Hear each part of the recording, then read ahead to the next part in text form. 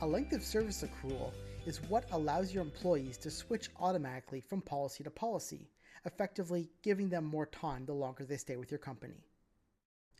It's like a map that you create that tells the system when to move a user on to the next policy. Let's begin by going to Settings and clicking on Length of Services. There are two kinds available: allowance increase and policy change.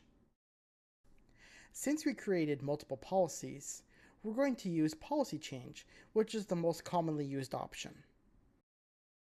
Start by clicking Add New and give the length of service a name.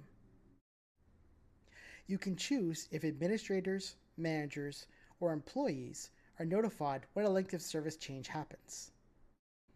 Once you're done, click Continue. On this next screen, you'll be able to add your policies to the length of service. It should be noted that any policy they get on their date of hire should not be added to the length of service. That policy is added to their account manually when you create it. Click on Add Policy to apply to add your first policy to the length of service.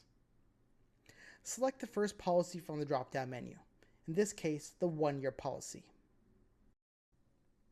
Next, set at how many months of service they will receive this policy. In this example, we want them to get the 1-year policy at 12 months of service. Now choose when the policy is given. If you select Anniversary, then the policy will be given on their anniversary.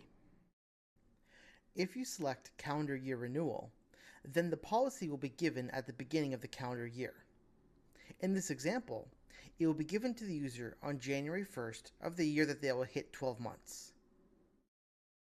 Once you've finished, click Add. Now add the rest of your policies to the length of service accrual.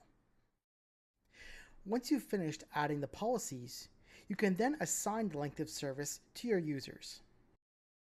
Go back to the length of service screen and click on the Assign button next to your newly created length of service accrual. Select the users who should have this length of service and click Apply at the bottom.